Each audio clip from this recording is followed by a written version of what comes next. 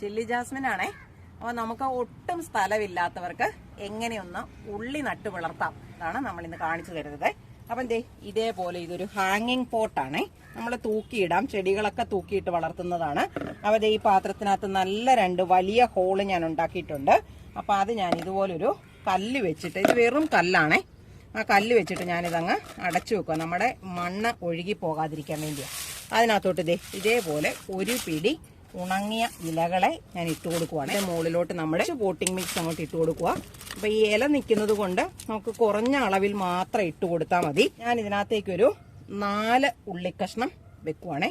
അത് ഈ വശത്തൊരെണ്ണം, ഒത്തിരി താന്നു പോകരുത് നമ്മൾ ഉള്ളി വെക്കുമ്പോൾ കേട്ടോ.